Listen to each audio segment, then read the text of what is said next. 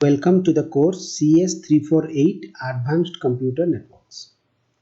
In this lecture, we are going to talk about Bluetooth protocol architecture.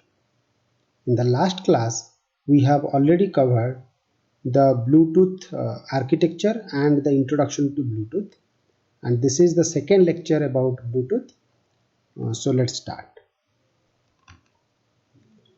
First of all, before I explain the Bluetooth architecture, let me first introduce the concept of profile, which can be introduced by the help of Bluetooth applications.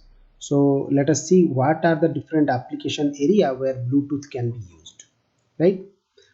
If you think about a particular protocol, let's say most network protocol generally provide channels between communicating entities and let the application designer figure out what they want to use them for. For an example, during the development of 802.11, it does not specify whether users should use their notebook computer for reading emails or surfing of waves or something else. But if you think about your Bluetooth applications or Bluetooth development, they have particularly specify applications to be supported and provide different protocol stacks for each one. So they have specified what are the different applications possible through your Bluetooth applications, as well as they provide the protocol stack for every possible profiles. Okay, so at the time of writing, means about during the development of your Bluetooth, there are 25 applications which are called profiles, means 25 different applications possible through your Bluetooth. 6 of the profiles are for different uses of audio and video. Out of that 25, 6 are showing the uses of audio and video. I am specifying some of the example, and you people also using in your computer means you are using it in your day-to-day life. So for example, the intercom profile allows two telephones to connect as walkie-talkies. So that is the facility given by Bluetooth. Second, the headset and the hands-free profile both provide voice communication between a headset and its base station, as might be used for hands-free telephony while driving a car. That means whenever you want to listen a song, then your Bluetooth headset will be communicated with your Bluetooth mobile phone, and you can heard the song. You can drive during your driving of a car, you can use that heads free to listen the songs and so on. Okay, other profiles are streaming stereo quality audio and video, say from a portable music player to headphone, or from a digital camera to a TV. So these are the some of the profiles which are been designed by Bluetooth developers. The human interface device profile is for connecting keyboards and mice to a computer. So you are also using your mouse and keyboard. Not now, because nowadays whatever wireless mouse you are seeing, it you can connect it through 802.11 facility. But previously it was connected through Bluetooth. Other profiles let a mobile phone or other computer receives images from a camera, send images to a printer. So everything is now possible with that time it was possible through Bluetooth, which was replaced by generally Wi-Fi. But still Bluetooth is in the market and everybody using it for their day-to-day file transfer between a small distance between devices using in a small distance. Perhaps most interest in a profile to use a mobile phone as a remote control for a Bluetooth enabled TV. So that it is interesting to know that Bluetooth mobile can be used as a TV remote with a Bluetooth enabled TV too. The personal area network profile lets Bluetooth devices form an ad hoc network or remotely access another network, such as an 802.11 LAN by an access point. So this Bluetooth is also helping preparing an ad hoc network which can be used for accessing content between different devices, content from different devices. So these are all the applications of Bluetooth. Now let us discuss about the protocol architecture. So you can see here the protocol architecture is given. This is the standard format.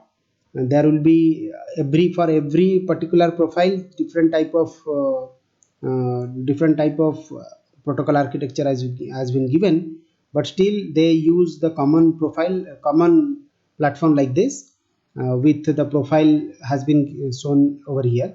The profiles who are using switch layer, they are using, that is shown over here. So I'll read one by one point and I'll try to map those points through this figure, so that you will be able to understand how the protocol stack work. The Bluetooth standard has many protocol grouped loosely into a layer shown in the figure. So this is the figure which is showing the layers. It does not follow OSI, TCP/IP or IEEE 802 any other model. So it has its specialized protocol architecture. It does not follow the standard OSI or TCP/IP models. Neither it follows 802.11. So it has their own own protocol architecture.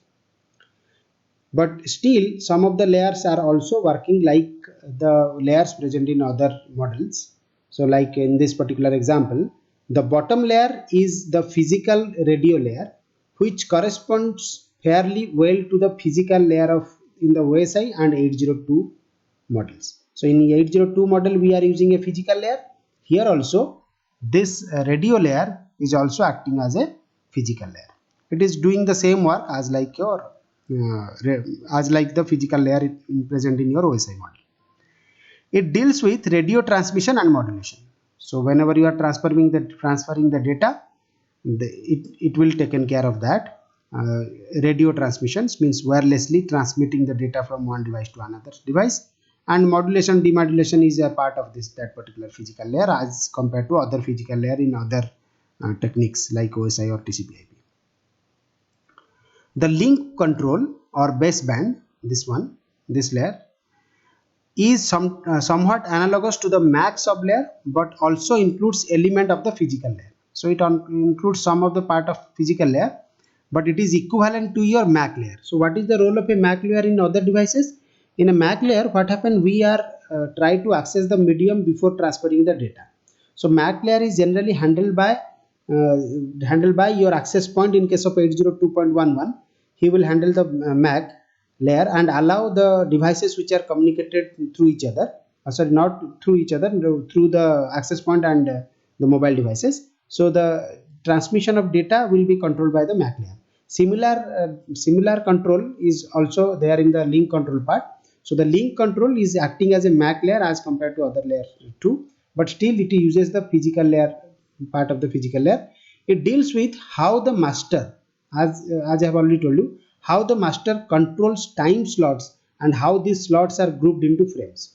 So that means whenever there is if you think about a piconet, if there is a master, this master will control the medium.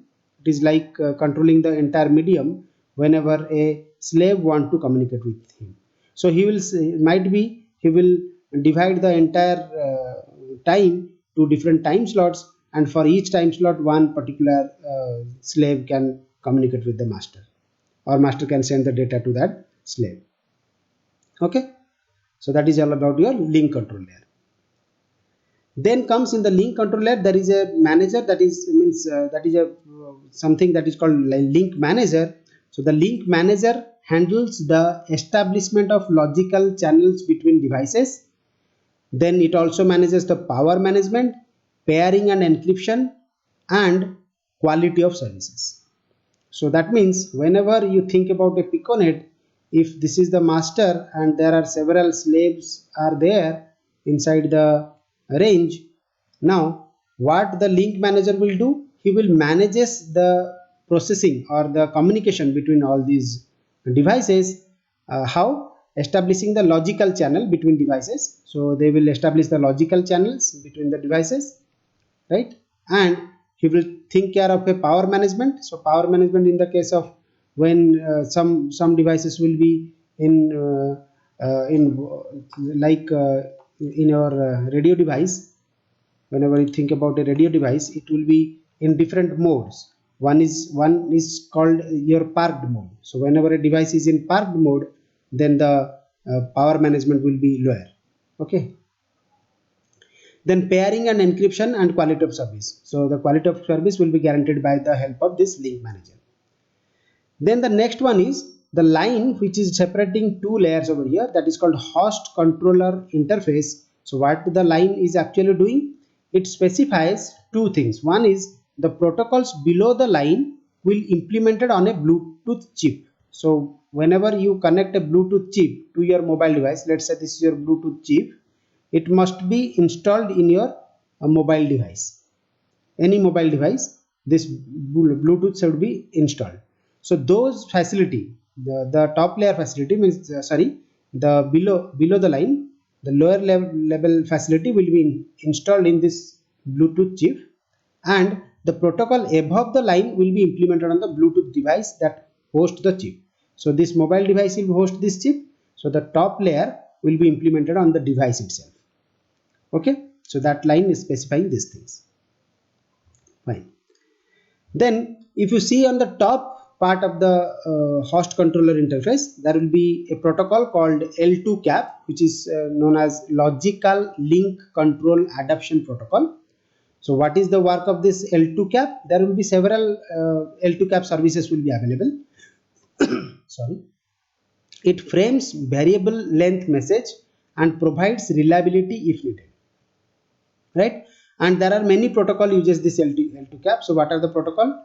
RFCOM, that is called radio frequency communication, service directories, and there are others too, depending upon the profiles. In different profile uses different type of protocol. Those protocol uses L2CAP protocol for their usage or for their communication purpose. So let us discuss about this one, service directory. Service directory protocol is used to locate services within the network. So what are the services available within the network will be done by your service directory. Then RFCOM, radio frequency communication protocol, emulates the standard serial port found on PCs or connecting the keyboard, mouse and modem among the other devices. So he tried to emulate the standard serial port found in the PCs. Why he is trying to emulate this? Because he want to communicate the keyboard, mouse, modem or any other devices to your computer. That's why he is searching for that serial port and emulate the standard serial port which are available for communication. So that is called radio frequency communication. Then the next top layer will be the application layer. Obviously the top layer is where the applications are located, and the profiles are represented by vertical boxes. So if you see here, the profiles are represented with vertical boxes because they each define a slice of protocol stack for a particular purpose. As I have already told you, each profile is different. Some profile will be used for communicating a wireless earphone with your mobile devices. Some profile may communicate with a mouse with a computer. Some profile may used for controlling your TV through the mobile phone. So every profile is different. That's why the profiles are represented by vertical boxes, because they each define a slice of protocol stack. They will not use everything, so using slice of the protocol stack for a particular purpose. So purpose is different, so here the uses are different. Specific profiles such as headset profile. So there will be, let us say that's a headset profile, usually contains only those protocols needed by that application and no other. That's why, for example, profiles, to justify this point, for example, profile may include L2CAP if they have packet to send, but skip L2CAP if they have only steady flow of audio samples. So if this is the case, if packets has to be sent, then he will use the capability of L2CAP for transferring the packet. If it is not transferring any packet, it is only steady flow of audio samples, then they may not use the processing capability of L2CAP. So this is all about your Bluetooth protocol architecture. That's all for today's class. Thanks for listening. Bye bye.